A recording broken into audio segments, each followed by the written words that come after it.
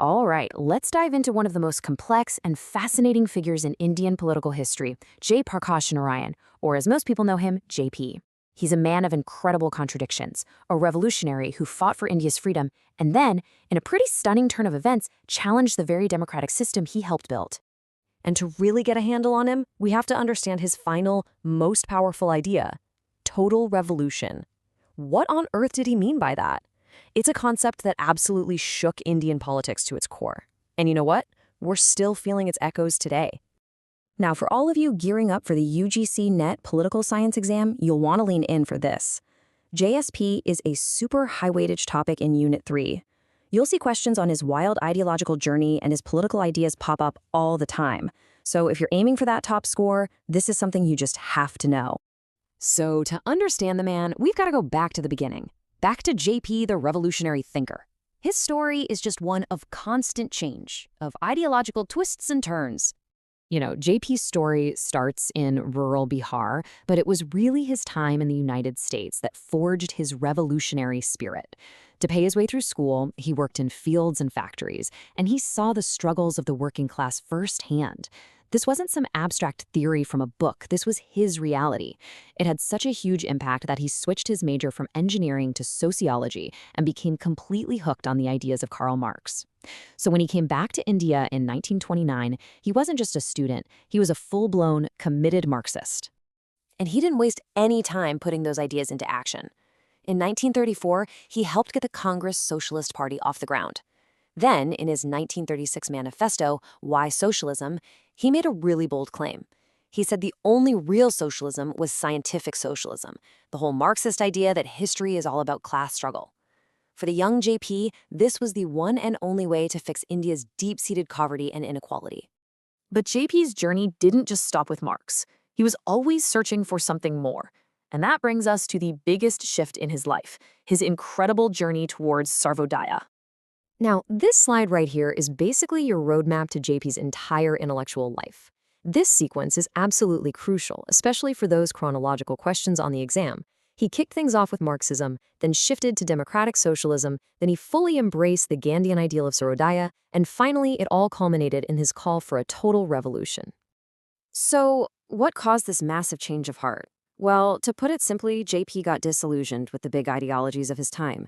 He looked at capitalism and saw a system that just made a few people rich by exploiting everyone else. But then he looked at what was actually happening with communism in Stalin's Soviet Union, and he didn't see freedom. He saw a soul-crushing state bureaucracy, a whole new kind of tyranny. And this quote, wow, it just perfectly captures his turning point. He started to believe that the endless game of party politics, this constant fight for power, was actually destroying the very freedom it was supposed to be protecting. Realizing this led him to make a pretty radical decision. He decided to leave party politics entirely and search for a brand new way. And he found that new path in Sarvodaya. He fully embraced the Gandhian ideal and joined Vinoba Bhave's Bhoodan movement, walking from village to village. The idea of Sarvodaya, or the upliftment of all, was a complete 180 from his Marxist roots. Instead of class conflict, it was all about social harmony. Instead of a powerful central state, it imagined a decentralized society built on villages that could take care of themselves. This journey from what he saw as power politics to people's politics wasn't just a personal change for him. It actually led him to design a completely new blueprint for democracy. So let's break down what that looked like. Okay, so this is a really important distinction he made. He totally rejected Rajniti, which he saw as the top-down, coercive politics of the state, just a game of power. Instead, he championed Lokaniti, a bottom-up, service-oriented kind of politics that grows out of a community's own moral authority. This way of thinking led him to his most radical and, most controversial idea: partyless democracy.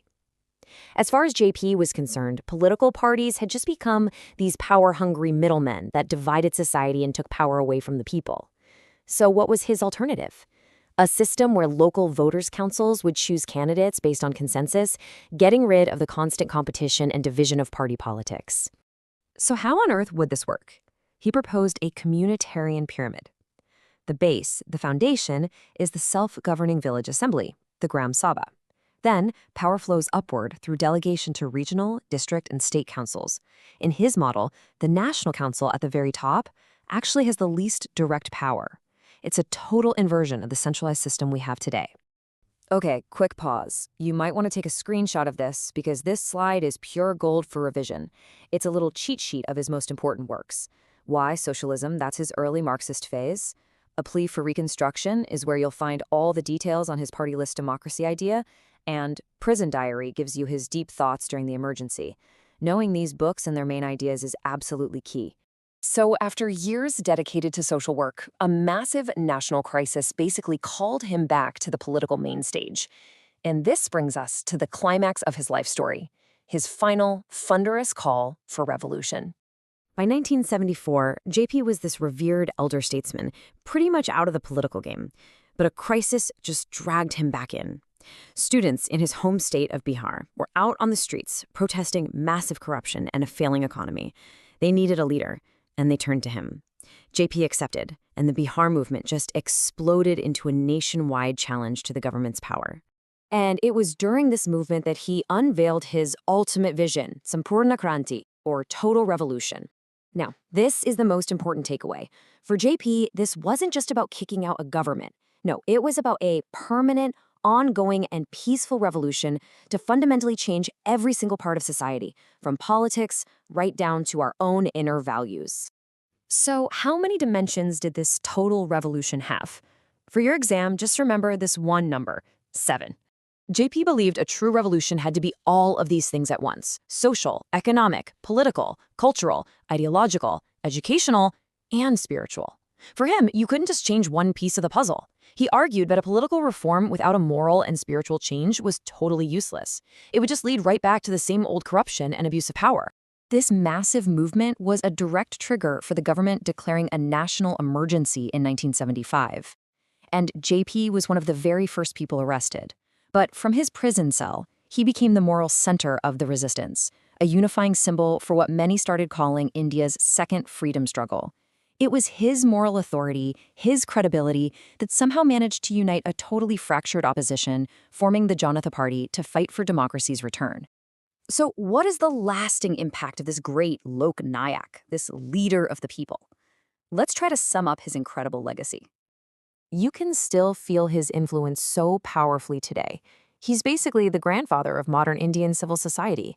Anytime you see activism around the right to information or the demand for a Lokpal anti-corruption body, you're seeing the spirit of JP's ideas in action.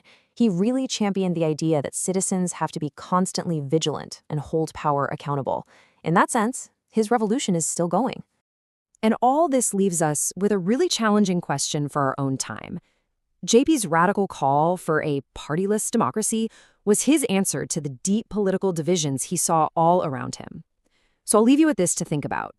In our current era of intense political polarization, is his idea some forgotten solution we need to look at again?